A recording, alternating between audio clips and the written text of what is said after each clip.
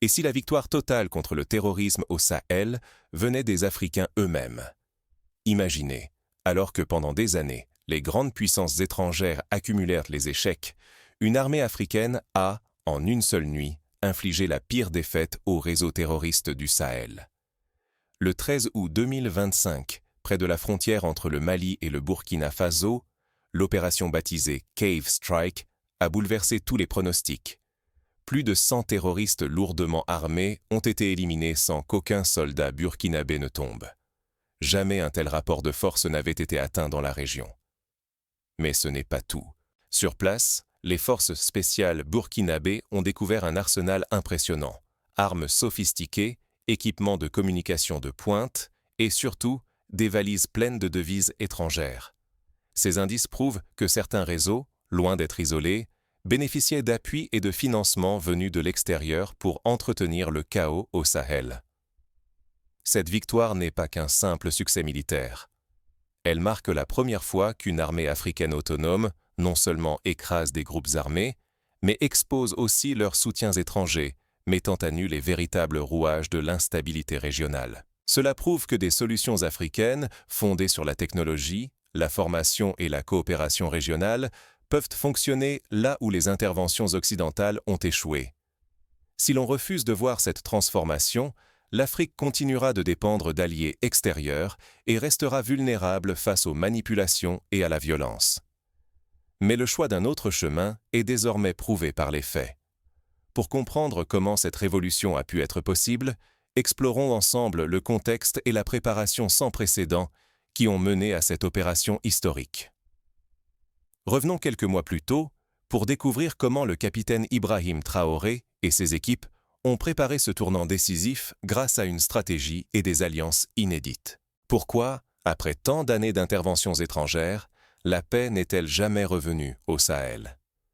Cette question hante une région meurtrie par plus de 10 années de terreur, où chaque village porte encore les cicatrices de raids meurtriers et d'enlèvements.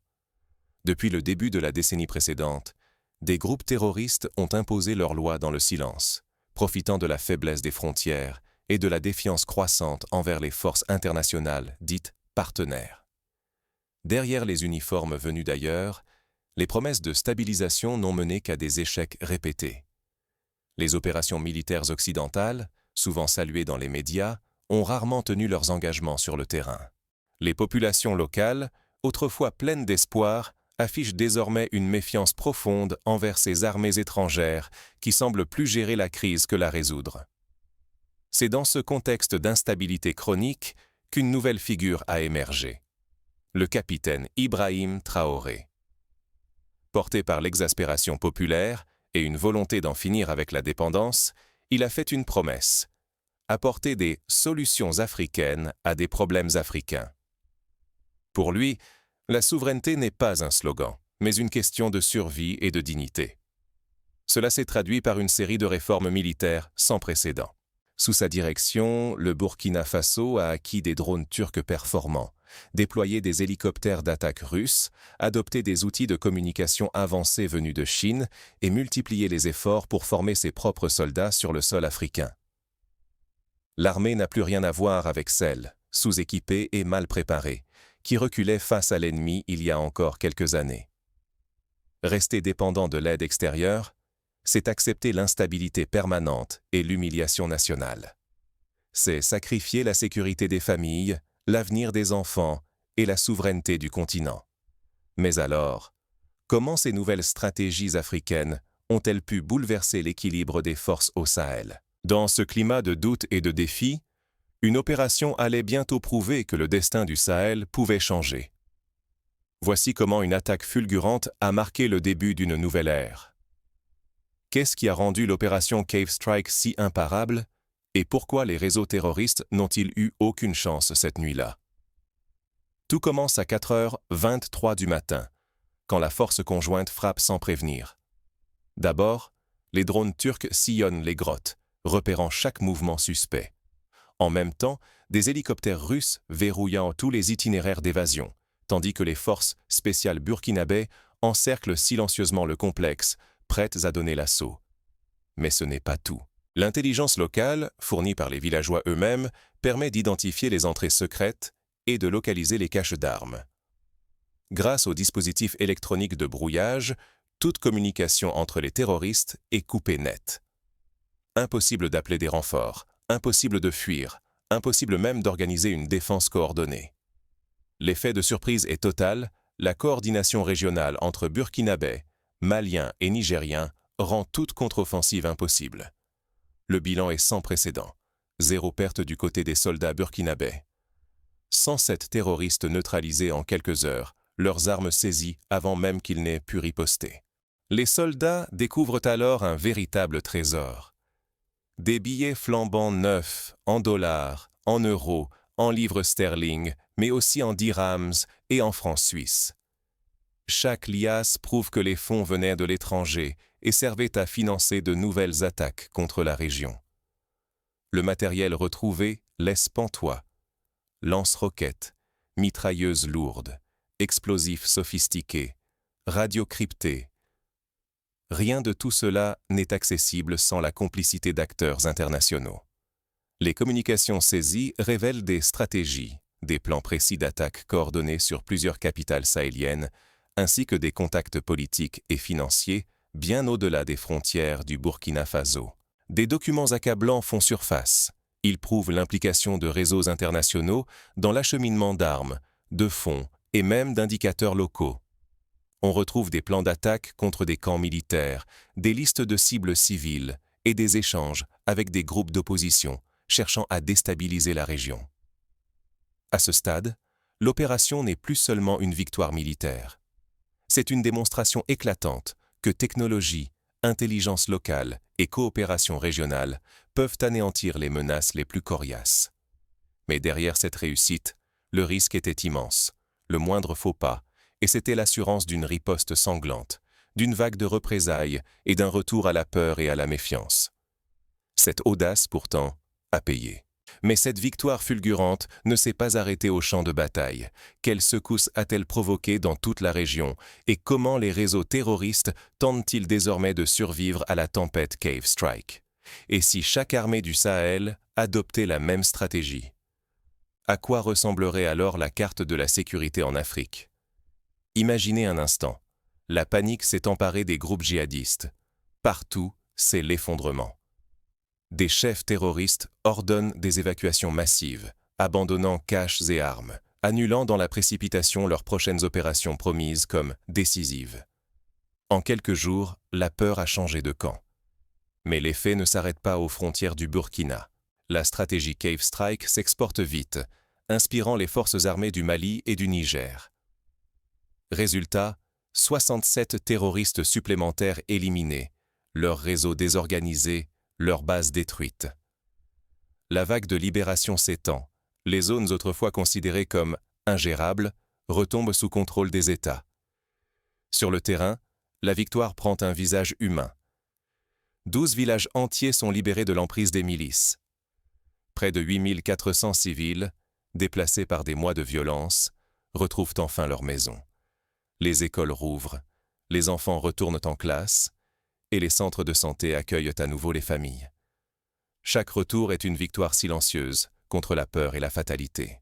L'impact dépasse l'aspect militaire. Sur les réseaux sociaux africains, c'est une véritable explosion de joie et d'espérance. À Ouagadougou, Lagos, Nairobi ou Accra, des vidéos de célébration, de drapeaux hissés, de danses spontanées font le tour du continent. L'opération Cave Strike devient un symbole, un modèle imité et acclamé bien au-delà du Sahel.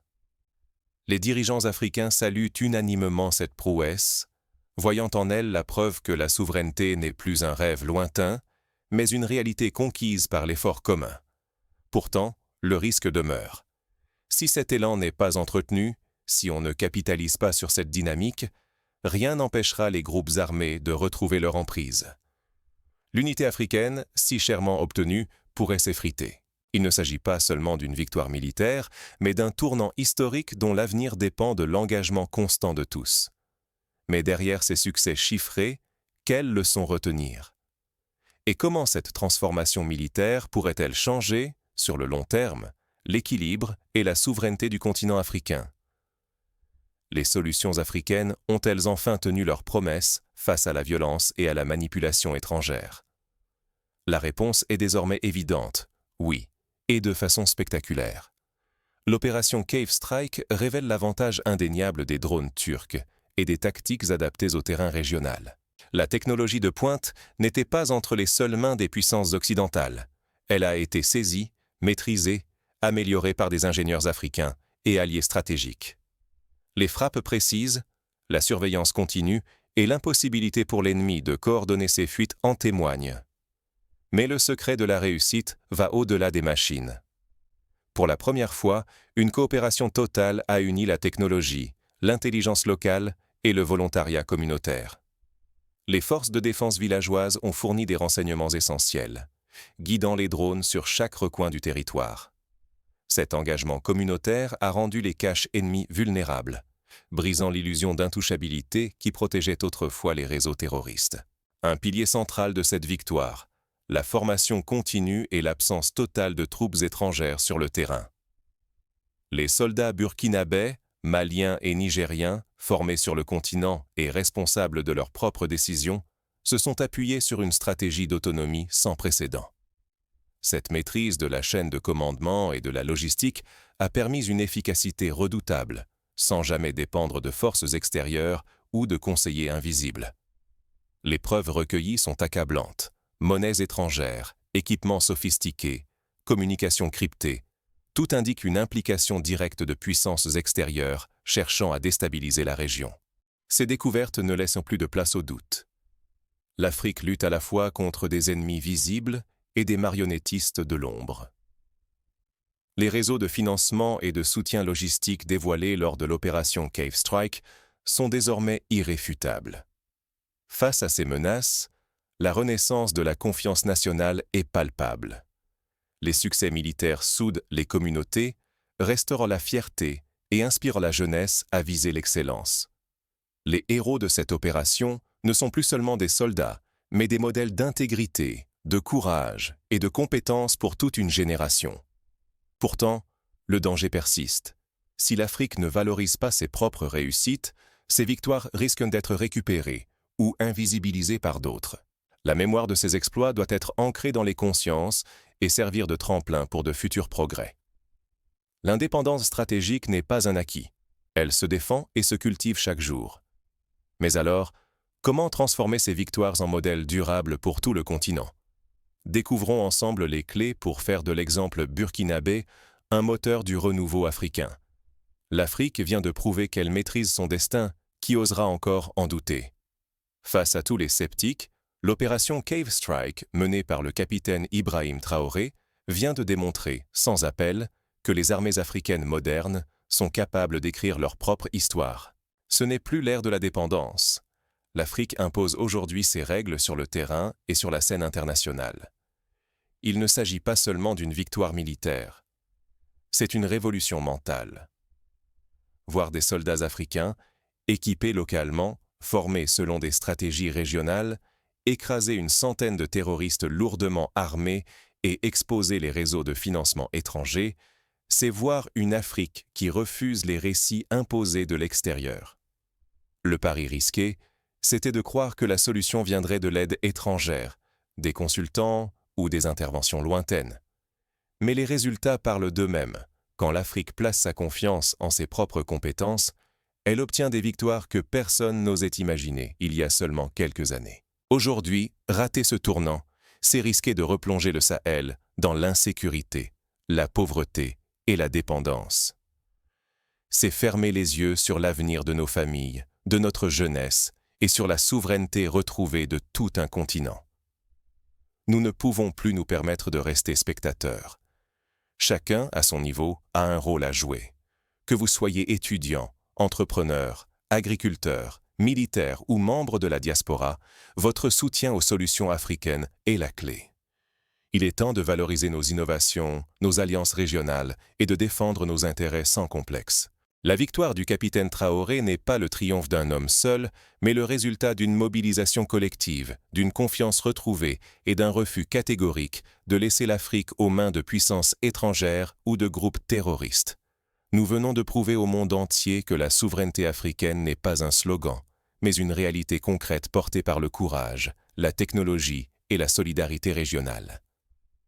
Célébrons cette victoire, mais surtout, défendons-la. Soutenir cette dynamique, c'est construire une Afrique respectée, indépendante et fière.